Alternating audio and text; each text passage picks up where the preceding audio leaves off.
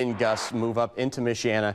Actually, later this afternoon, that'll be moving on. But this is what's left of Helene right now. Just a tropical storm. Take a look at those wind speeds. Not as strong as they were whatsoever. Only 45 miles an hour is going to be that sustained wind gust by Helene now. And as that pressure goes up, it was way low this morning.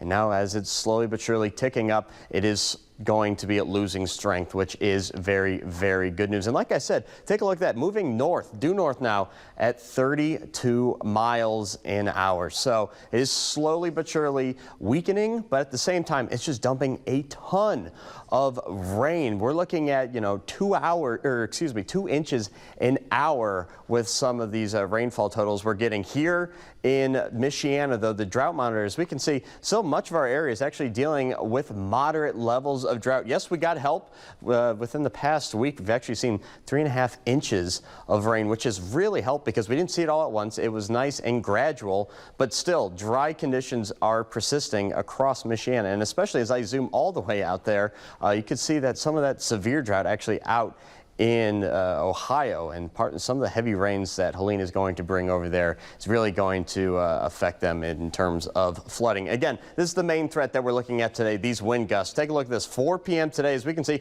everybody pretty much at that 30-mile-an-hour marker, and especially down south, you're going to notice gets particularly windy as well. This is at 10 p.m. tonight. 50 miles an hour is being hit and forecasted with future track 50 miles an hour in Warsaw, Rochester, and Winnemac. So it's going to be a pretty windy night overall, and thankfully though is going to be dying down throughout the night and into tomorrow. By tailgate time at football kickoff tomorrow at 3 p.m. actually 3:30 should be less than 20 miles an hour, which is good news there. Precipitation outlook not too bad at all. Pretty dry and 10-day forecast.